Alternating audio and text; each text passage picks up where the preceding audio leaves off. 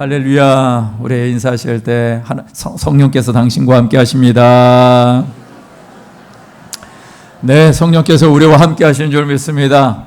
예, 여러분들 이거 함께 나누는 거 어려우시죠? 안 어려우신 분들도 있는데 어려우신 분들도 있어요. 근데 여러분들 한번 해보시면 어떨까요? 우리의 입술이 축복의 통로가 됐으면 좋겠습니다.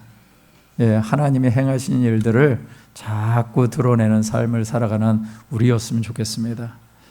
그래서 얘기하는 겁니다. 그래서 여러분들이 함께 이런 자리를 나눌 때 내 앞에 받은 사람이 정말 하나님의 축복의 통로가 되어줄 줄 믿습니다. 그리고 내가 그렇게 통로가 되어주고요. 그리고 그 축복의 실상을 보는 우리 모든 성도님들이 되시기를 부탁드리겠습니다. 여러분, 여러분의 말에 권세가 있죠? 권세 있는 말을 가지고 축복하는 데 사용하시기를 주님의 이름으로 축원드립니다. 네. 자, 오늘 요엘서 말씀을 근거로 해서 하나님의 마음을 시원케 하는 사람 두 번째 시간을 갖고자 합니다. 제가 자꾸 목이 잠겨도 여러분들은 양해해 주시면 감사하겠습니다. 자, 8월 한 달 선지자들과 함께 보내는 시간을 갖겠습니다라고 말씀을 드렸습니다. 자, 오늘은 특별히 8.15 광복절이 있는 주간입니다. 성경의 역사 속에서도 보니까요, 해방을 경험한 이야기가 나오지요. 여러분 너무나 잘 아시는 모세의 등장으로 말미암아 이스라엘 자손들이 애굽의 폭정과 또 억압의 노예 시대를 종식하고 모세와 함께 해방과 자유를 경험하게 됩니다. 그런데 이제 그런 시대가 성경에 보니까 또 있더라고요. 제가 여러분들에게 한 가지 질문을 드리는데요. 성경에 나오는 선지자 중에 역사적으로 가장 먼저 나오는 선지자는 누구일까요? 눈치 빠르신 분들은 다 아실 텐데, 그죠? 누구? 자신 있게. 누구라고요? 네, 요엘 선지자입니다. 여러분, 성경에 보면은 여러 선지자가 나오죠. 선지서가 한 17권 정도 됩니다. 근데 그 17권 선지서 중에 가장 먼저 시대적인 배경을 갖고 있는 것이 저와 여러분들이 오늘 함께 읽은 요엘서의 말씀입니다.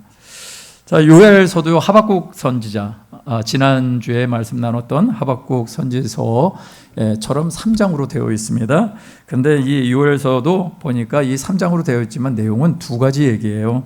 첫 번째는요, 메뚜기 재앙을 통해서 야훼의 날을 심판하는 예고 편을 두고 있고요. 두 번째는 그 야훼의 날 반드시 도래할 것인데 도래한 것과 아울러서 회복과 남은 자의 구원이 실현될 것을 예고하는 그런 내용입니다. 자, 오늘 저와 여러분들의 삶 속에서 이 선지서, 영혼의 사이다와 같은 이 선지서 요엘서의 말씀을 통해서 하나님의 음성을 들으시고 그 음성에 순종하여 진정한 해방과 자유를 맛보시는 저와 여러분 되시기를 주님의 이름으로 축원드립니다. 자, 요엘서를 통해서 어떻게 하나님의 마음을 시원하게 할 수 있을까? 자, 첫 번째입니다. 야훼의 날을 준비하는 자세를 가지라라는 것입니다. 함께 읽어볼까요? 시작. 야훼의 날을 준비하는 자세를 가지라. 요엘에게 하나님이 말씀하십니다. 그 내용이 또 보니까 심상치가 않습니다. 요엘서 1장 2절에서 4절까지의 말씀해 보니까 요엘 통해서 하나님이 말씀하시는 것이 이런 거예요. 늙은 자들아 너희는 이것을 들을지어다. 땅의 모든 주민들아 너희는 귀를 기울일지어다. 너희 날에나 너희 조상의 날에 이런 일이 있었느냐? 너희는 이 일이 너희 자녀에게 말하고 너희 자녀는 자기 자녀에게 말하고 자기 자녀는 후세에 말할 것이라 라고 얘기를 합니다. 어떤 일이 벌어지길래? 4절 말씀입니다. 팥중이가 남긴 것을 메뚜기가 먹고 메뚜기가 남긴 것을 느치가 먹고 느치가 남긴 것을 황충이 먹었도다 라는 얘기입니다. 여러분, 메뚜기는 아시겠지만 다른 거는 다 잘 모르시죠? 시골에서 사시는 분들은 좀 아실런지 모르겠는데 좀 보니까 황충 다 메뚜기 종류예요. 다 메뚜기인데 황충 같은 경우는 색깔이 누리끼리 하잖아요. 아시죠? 어떻게 생겼는지. 메뚜기처럼 생겼는데 누리끼리한 메뚜기과 종류.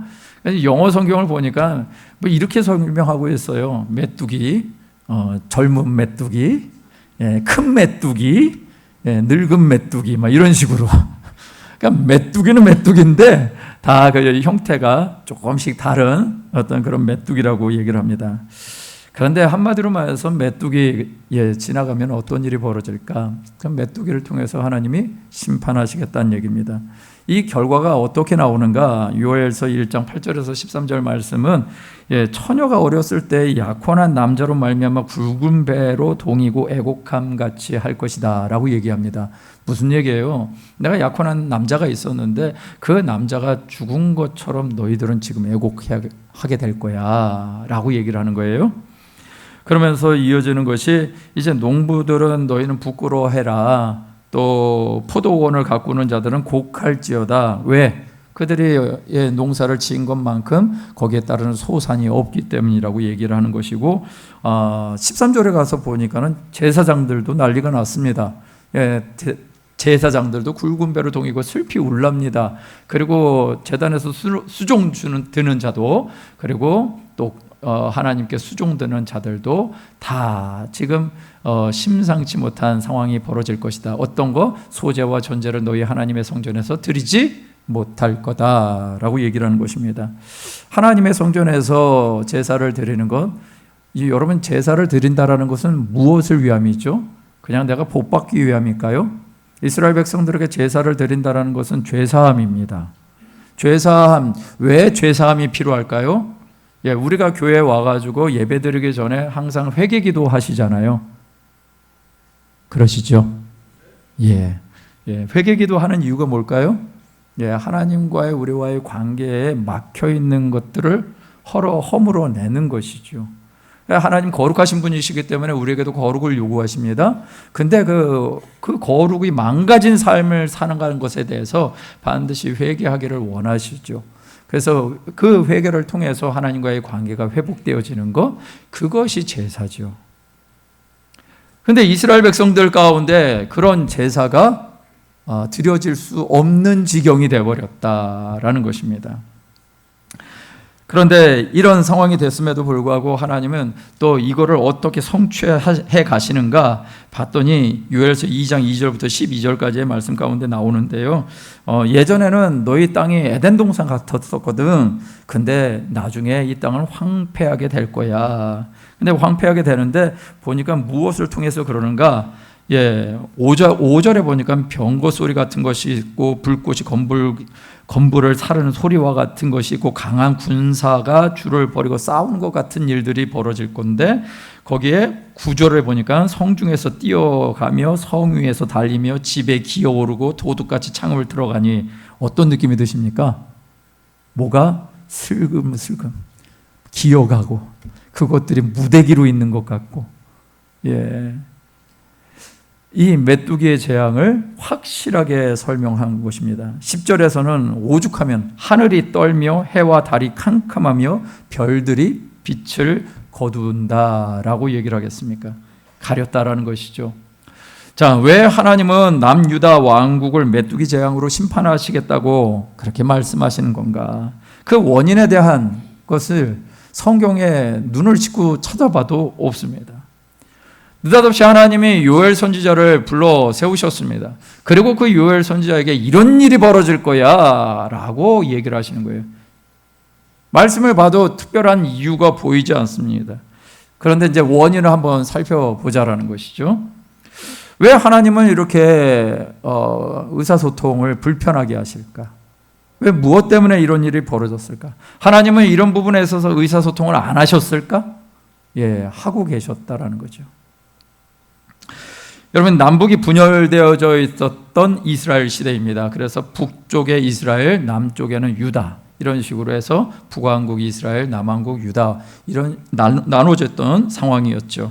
자, 이때 북왕국 이스라엘의 상황을 조금 설명한다면, 여러분, 북왕국 이스라엘 시대 중에 가장 잘 살았던 시대가 있었습니다. 여로보암 2세라는 왕이 등장했습니다. 성경상에는 여로보암 2세라는 말은 없습니다. 두 번째로 등장하기 때문에 우리가 편의상 여로보암 2세라고 하는데 그 왕이 등장했을 때 가장 북쪽이 잘 살았습니다.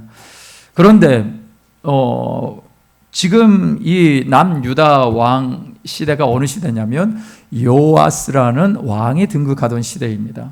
그래서 이 왕의 시대, 그리고 북쪽에는 바로 이제 그 다음 해 북쪽에도 왕이 이제 바뀌어지게 되는데, 여로보암이 등극하는 시대라는 얘기는 북쪽이나 남쪽이나 살기는 잘 사는 그런 시대가 도래할 거라는 것이죠.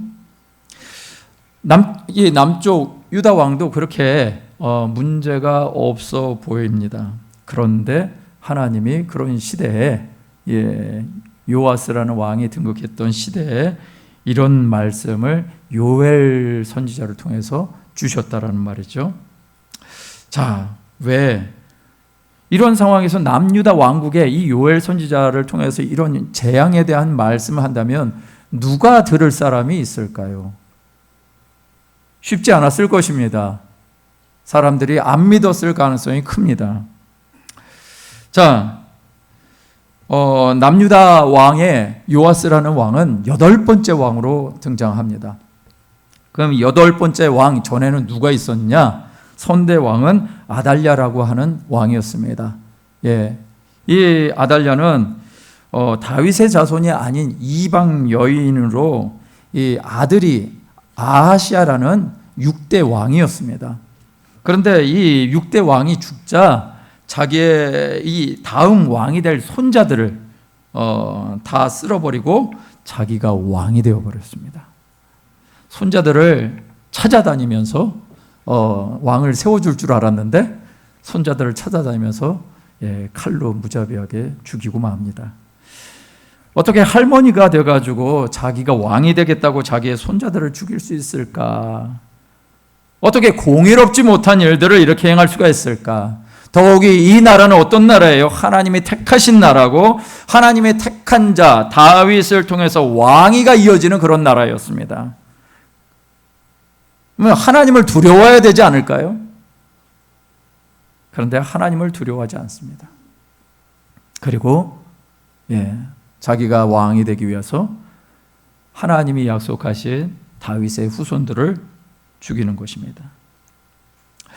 이 여인 도대체 어떤 여인이었길래 이런 일을 행했을까 봤더니, 여러분, 북왕국 이스라엘 왕 중에 가장 악한 왕이 있습니다. 누구일까요? 아합이라는 왕입니다. 그리고 그의 아내 엘리야 선지자를 잡아 죽이겠다고 했던 한 여인, 이세벨이라고 하는 여인. 그 두 사람 사이에서 난 여인이 바로 아달랴입니다. 하나님을 경외하는 마음이 있었을까요? 역대하 22장 2절에서 4절 말씀해 보니까요, 이 아달랴의 삶과 이 아달랴의 아들 여호람, 이 아달랴라는 사람이 여호람이라는 남유다 왕과 결혼을 하게 됩니다. 그래서 낳은 아들이 아하시아라는 왕인데, 이 역대하 22장에 보면은 이 아하시아가 3절에 보니까 아합의 집에 길로 행했다라고 얘기하고, 왜 그렇게 아합의 길로 하나님이 그렇게 악하게 보신 북왕국 이스라엘의 역사에 가장 악한 왕이었던 아합의 길로 왜 아하시아가 갔는가 봤더니 이유는 뭐래요? 3절 말씀 다시 한번 보여주세요. 이는 그의 어머니가 꾀어 악을 행하게 하였음이라 라고 얘기를 하는 것입니다. 자, 그 어머니 누구예요? 아달랴예요. 자, 아달랴는요, 남왕국 유다의 왕이 되었습니다. 그러나 어떤 정치를 행할까요? 하나님 중심주의 아니면 자기 중심주의? 하나님 중심이 아니라 자기 중심이죠. 그 자기 중심이라는 것이 무엇일까요? 아달랴의 부모로부터 받은, 아합과 이세벨을 통해서 받은 우상 숭배와 하나님을 경외함도 없고 무시하는 삶의 자세가 결국 자기 아들이 죽어 왕의 공백이 생기자 손자들에게 돌아가야 될 왕위를 차지하고 만 것입니다. 이것이 의미하고 있는 것이 무엇인가요? 이 왕의 권세를 얻기 위해서 권세욕을 발휘하는 탐욕스러움을 보여주는 것, 이것들을 우리가 경계하십시다. 그렇게 말하는 거 일리가 있을 것입니다. 그런데 이 안엔 또 하나의 이유가 있습니다. 그것은 역대하 22장 10절 말씀 때문에 그렇습니다. 역대하 22장 10절 말씀 한번 읽어볼까요? 시작. 아하시아의 어머니 아달랴가 자기의 아들이 죽은 것을 보고 일어나.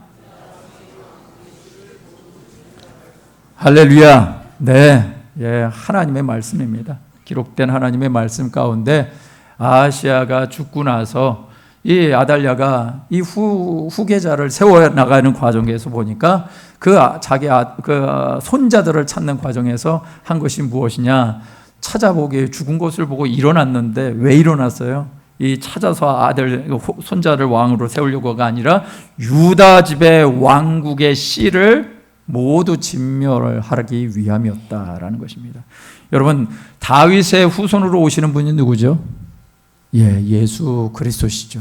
다윗의 후손으로 오신 예수 그리스도, 바로 진정한 왕이신 예수 그리스도의 오심을 어떻게 하는 거예요? 막는 거예요. 지금 그가 하고 있는 것은 정치적인 욕구 때문에, 정치적인 야욕 때문에 그렇게 하는 것이지만 실제로 하고 있는 것은 영적으로 볼 때 무엇을 막고 있어요? 하나님의 구원의 계획을 막고 서 있더라라는 것입니다.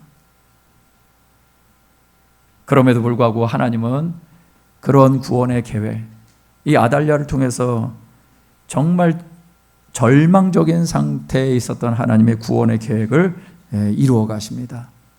이 아하시아에게는 누이가 있었습니다. 먼저 죽은 아하시아, 어떻게 보면은 아달랴에게는 딸뻘이죠. 아마 배다른 딸이었던 것 같습니다. 이 누이가 있었는데 이 누이가 이 아달랴가 자기 조카들을 찾아 헤매고 다니는 이유를 알고서는 한 왕을 숨깁니다. 한 아이를 숨깁니다. 감난장이 아이를. 그래서 그 아이를 숨겨서 기르게 되어지는데, 그 당시에 대제사장 여호야다라는 사람이 그 아이를 6년 동안 숨겨서 기르게 됩니다.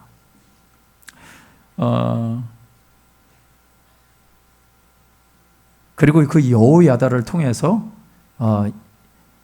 요아스 왕 7살 때, 요아스가 7살 때 왕으로 등극하게 됩니다.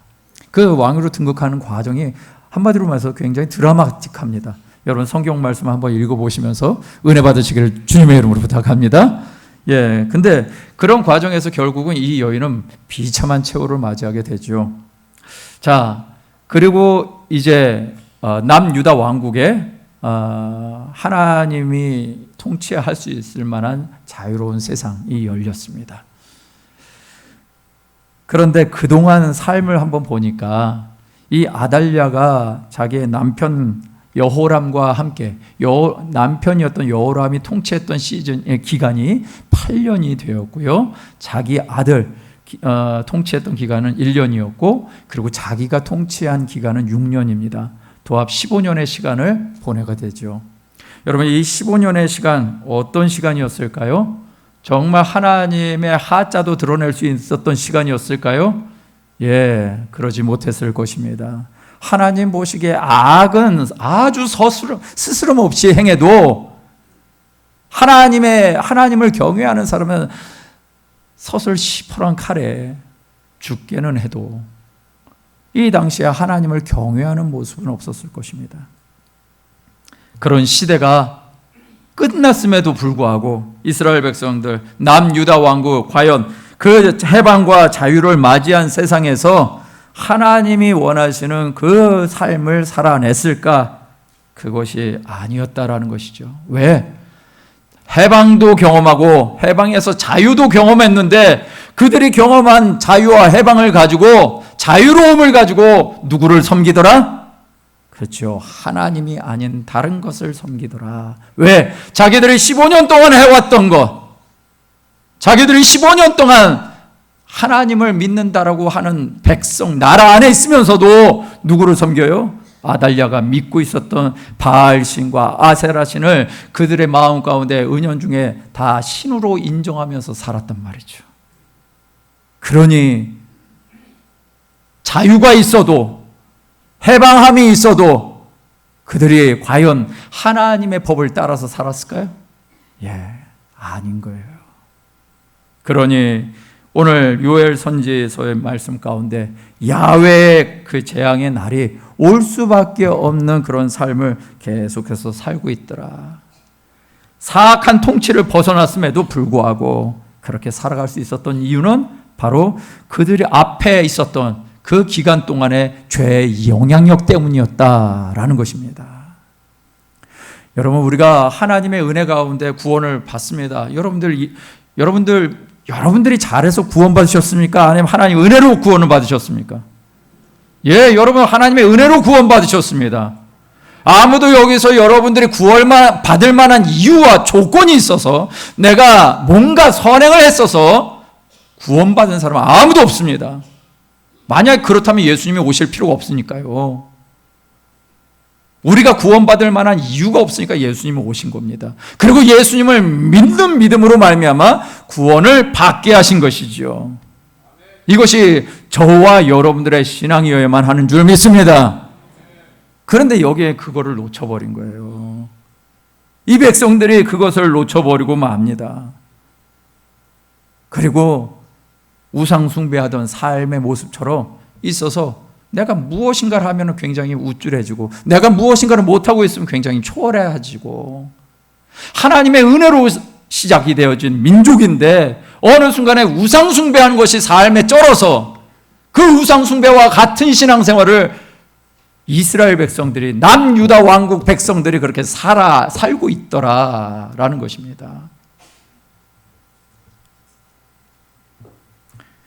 이것에 대해서 하나님은 요엘 선지자를 통해서 이렇게 말씀하시는 거예요. 요엘서 1장 14절 15절 말씀에 보니까 자, 이 말씀을 우리 한번 자막이 있나요? 시작. 너희는 금식일을 정하고 성회를 소집하여 장로들과 이 땅의 모든 주민들을 너희 하나님 야훼의 성전으로 모으고 야훼께 부르짖을 지어다. 슬프다 그날이여 야훼의 날이 가까웠나니 곧 멸망같이 전능자에게로부터 이르리로다. 할렐루야. 네, 오늘 말씀해 보니까 하나님이 말씀하십니다. 뭔가 방법을 말씀하시는데 금식일을 선포하랍니다. 성회를 소집하랍니다. 성전으로 모여서 뭐 하라고요? 야훼께 부르짖으라. 얘긴즉슨 기도하라는 것 아니겠습니까? 여러분, 하나님의 선지자를 통해서 이런 말씀을 하는 것은 우리의 마음을 간담이 서늘하게 하기 위해서 그럴까요? 8월 시원하게 보내라고 우리에게 이런 말씀을 주실까요? 예, 이유가 있겠죠.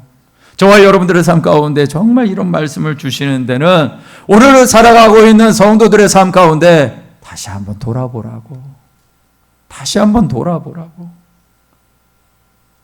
하나님이 이렇게 말씀하시는 것은 예언이 성취되어지는 것이 목적일까요? 이 말씀대로 성취되어지는 것이 목적일까요? 아니면 이 예언이 성취 안 되어지는 것이 목적일까요? 예, 후자이죠. 예언이 성취 안 되어져야만 하는 거죠. 그러니 하나님은 계속해서 하나님의 방법을 제시하시는 것입니다. 예언이 성취되지 않도록. 그래서 어떻게 하십니까? 예, 금식일을 정하고 성회를 소집하고 또 성전으로 모여서 야훼께 부르짖으라. 여러분, 이것이 요엘 선지자를 통해서 요아스 시대에 뭔가 이제는 해방이 되었고 뭔가 자유로움이 있는 이 시대에 하나님이 던져주시는 메시지인 것입니다. 이것이 우리가 살아가는 삶의 태도요, 자세라고 주님이 말씀하시는 것이죠. 이런 삶을 어떻게 살기를 원하시는지, 자, 요엘 2장 12절에서 14절 말씀에 이렇게 얘기합니다. 제가 읽어드리겠습니다. 야훼의 말씀에 너희는 이제라도 금식하고 울며 애통하고 마음을 다하여 내게로 돌아오라 하셨나니 너희는 옷을 찢지 말고 마음을 찢고 너희 하나님 야훼께로 돌아올지어다. 그는 은혜로우시며 자비로우시며 노하기를 더디하시며 인애가 크시사 뜻을 돌이켜 재앙을 내리지 아니하시니라 라고 말이죠. 할렐루야. 예. 결국 금식하고 성전에 모이고 거기서 부르짖는 이유가 무엇이에요? 예. 마음을 찢으라고. 옷을 찢는 행위로 만족하지 말고 마음을 찢고 하나님 앞에 나아가라고. 이것이 요엘 선지자를 통해서 말씀을 주신 것입니다. 한 번 해방되었다고, 한 번 자유해졌다고 지속되어지는 것이 아닙니다. 제가 아는 성도님들 가운데 거짓 종에게 휩싸여가지고 계속 질질 끌려다니면서 자기의 삶을 다 송두리째 도둑 맞았는데도, 근데도 또 그런 사람 만나요. 왜 그럴까요? 진짜 하나님이 원하시는 것을 가는 것이 아니라 내 속에 이 우상 숭배를 했던 15년의 시간, 그것이 계속해서 나를 끌고 가는 거예요. 자, 해방과 자유를 지켜내고 야훼 날을 준비하는 사람들의 자세 어떤 것인가? 이것이 하나님의 마음을 시원케 드리는 것이 어떤 것인가? 자, 역대하 말씀 우리가 잠깐 병행하면서 봤는데요. 7장 14절 말씀 함께 읽겠습니다. 시작. 내 이름으로 일컫는 내 백성이 그들의 악한 길에서 떠나 스스로 낮추고 기도하여 내 얼굴을 찾으며 내가 하늘에서 듣고 그들의 죄를 사하고 그들의 땅을 고칠지라. 할렐루야. 여러분, 내 백성이 악한 길에서 떠나서 스스로 낮추고 기도하여 내 얼굴을 찾으면 내가 하늘에서 듣고 그들의 죄를 사하고 그들의 땅을 고칠 것이라고 주님 말씀하셨습니다. 그런데 오늘 말씀을 잘 보면요, 이렇게 얘기하고 있는 것이요, 내 백성이 그들의 악한 길에서 떠나. 여러분, 하나님께서 원하시는 것은 우리가 굉장히 거룩하고 완전한 자가 되어지기를 원하실까요? 그렇게 할 수 없잖아요. 거룩한 자가 되기를 원하십니다. 여러분, 우리의 삶의 방향, 목표는 그 하나님이 원하시는 거룩입니다. 그런데 그걸 살아낼 수 있는 힘이 있든가요, 없든가요? 없잖아요. 그런데 없다고 해서 자빠져 있지 말자라고 말씀하시는 거예요. 없다고 해서 무너져서 주저앉아 있지 말고, 그렇기 때문에 그 악한 길에서 떠나서 스스로 낮추고 기도하고 누구의 얼굴을 구하라? 내 얼굴을 구하라. 그러면 내가 듣고 이 땅을 고칠 거라고. 누가 고칠 거라고요? 하나님이 고칠 거라고 말씀하시는 것입니다. 여러분, 저와 여러분들이 할 수 있는 게 없습니다. 우리가 이 땅을 고치기 위해서 뭔가 할 수 있는 것은 없습니다. 우리가 할 수 있는 것은 죄를 범하는 거예요. 안타깝게도. 그런데 그 죄를 범한 자리에서 누구를 인정하기를 원하셔요? 그렇죠. 하나님을 인정하기를 원하시는 거예요. 하나님을 인정하면 누가 일하신다? 하나님이 일하신다. 할렐루야. 예, 저와 여러분들 삶 가운데 바로 이 믿음을 가지고 살라고 오늘 요엘 선지자를 통해서 우리에게 말씀하고 계신 줄 믿습니다. 자, 야훼의 날을 준비하는 겸손한 자세를 가진 자, 바로 저와 여러분 되시기를 주님의 이름으로 축원드립니다. 두 번째는요, 자, 요엘서를 통해서 어떻게 하나님의 마음을 시원하게 할까? 두 번째, 하나님의 비전을 받으라라는 것입니다. 할렐루야. 예, 한번 읽어볼까요? 하나님의 비전을 받으라. 예, 하나님은요, 야훼의 날을 분명히 말씀하셨습니다. 아달랴를 통해서 망가진 남유다는 그녀의 영향력을 끊지 못하고 계속해서 이어갑니다. 그래서 결국 이스라엘의 멸망에 이 단초를 제공하는 일들이 계속해서 벌어집니다. 그런데 이것으로 끝난다면, 예, 하나님의 구원 역사는, 예, 그냥 공수표고 거짓말이 되어버리고 말겠죠. 하나님 그렇게 하실 수가 없었습니다. 요엘서 2장 18절에서 20절 말씀에 보니까 하나님이 백성을 어떻게 보시는지 이렇게 얘기를 하고 있어요. 그의 백성을 불쌍히 여기실 것이라. 그의 백성을 불쌍히 여기실 것이라. 그러면서 23절, 26절 말씀에 보니까 하나님이 이렇게 회복하신다라는 얘기를 하셔요. 너희는 너희 야훼 하나님으로 말미암아 기뻐하며 즐거워할지어다. 왜? 이른비를 너희에게 줄 거야. 이른비와 늦은비를 이제 적당한 때에 내리게 할 거야. 무슨 얘기일까요? 이제 소출이 생긴다. 이제 소출과 열매가 생길 거다. 그러면서 밀이 가득할 것이고 새 포도주와 기름이 넘쳐날 거야. 그리고 전에 얘기했던 메뚜기와 느치와 황충과 팥중이가 먹었던 횟수대로 너희에게 갚아줄 거야 라고 말씀하시는 것입니다. 하나님은 놀라운 일을 행하셔서 야훼 하나님의 이름을 찬송하게 할 것이라고 말씀하십니다. 여러분, 삶의 회복을 말씀하셨습니다. 하나님은 메뚜기 재앙으로 말미암아 이 땅에 심판의 날을 예고하시지만 심판의 날로 끝나는 것이 아니라 삶의 회복을 말씀하십니다. 하나님의 백성답고 하나님의 사람다운 삶을 회복시키시겠다고 말씀하시는 것이죠. 삶의 문제로부터 회복되고 자유롭게 되었다고 해서 회복이 아니라 이어지는 하나님의 말씀. 여러분, 이어지는 하나님의 말씀, 이것이 인간의 근본적인 회복이라고 성경이 말씀해 주시고 있는 것입니다. 자, 요엘 2장 28절 30절 말씀, 그 근본적인 회복이 가능한 이유를 성경은 이렇게 말씀하고 있습니다. 함께 읽겠습니다. 시작.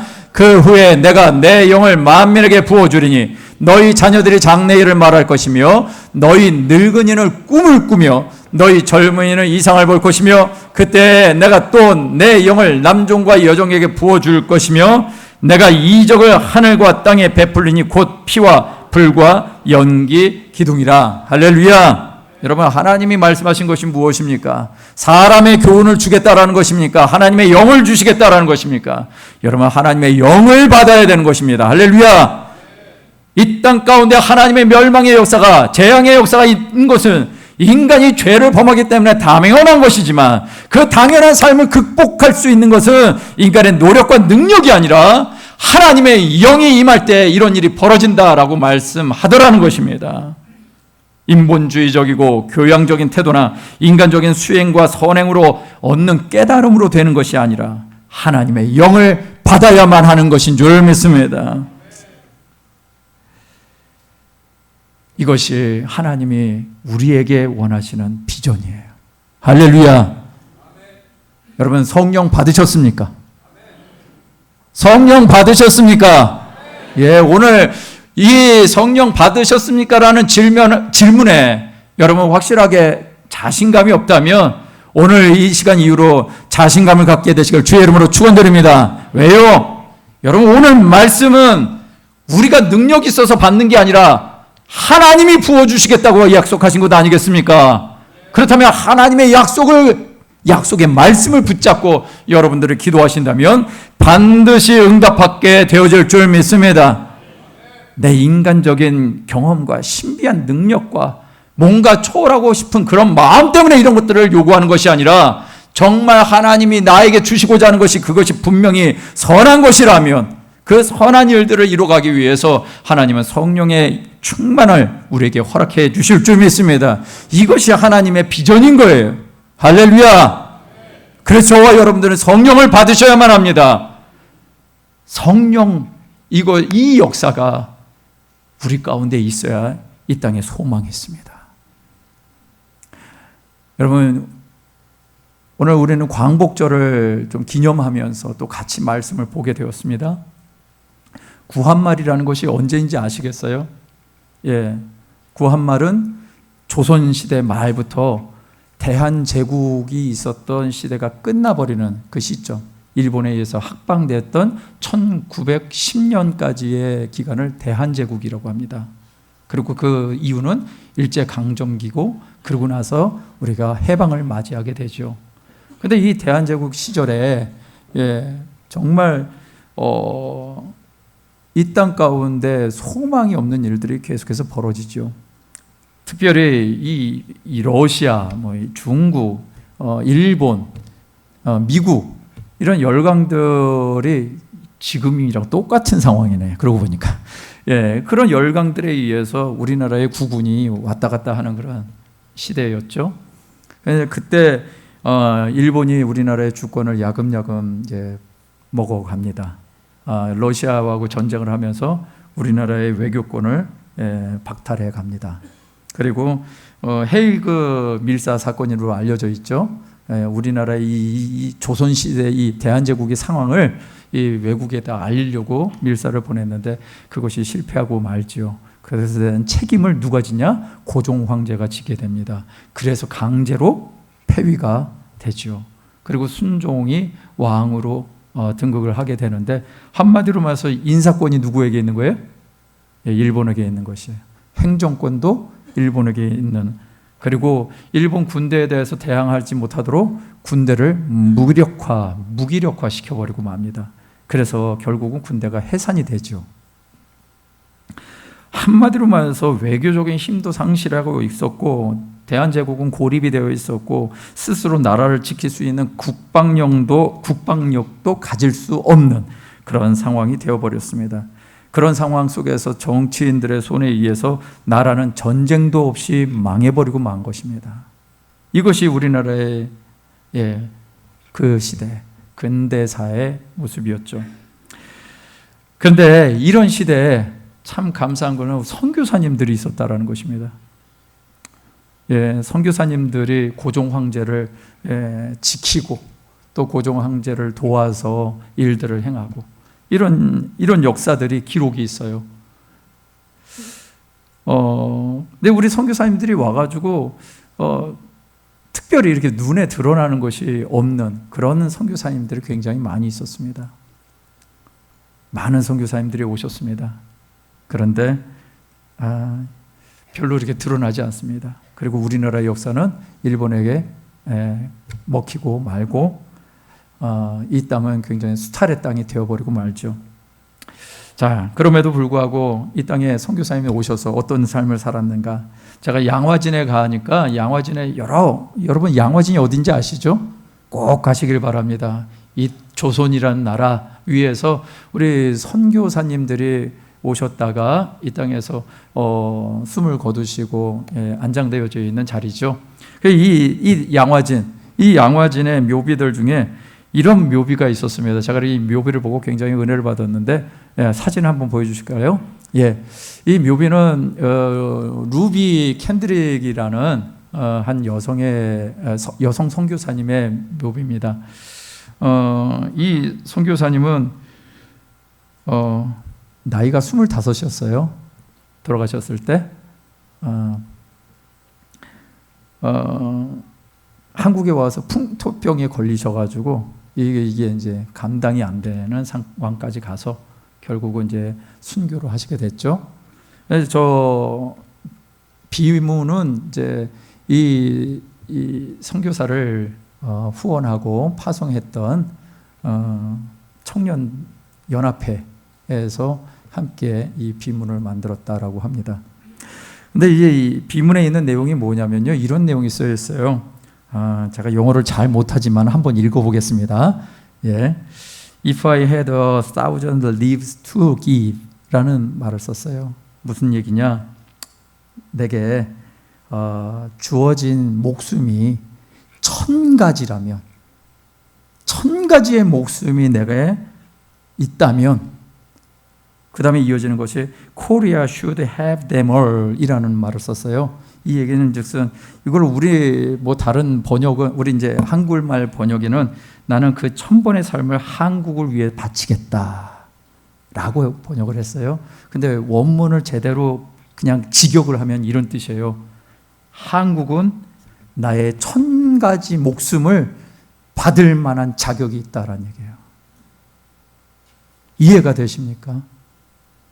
25살짜리 여인이 이 땅에 와가지고 내게 1,000개의 목숨이 있으면 이 1,000개의 목숨을, 조선은 한국이 아니네요. 이 시대니까.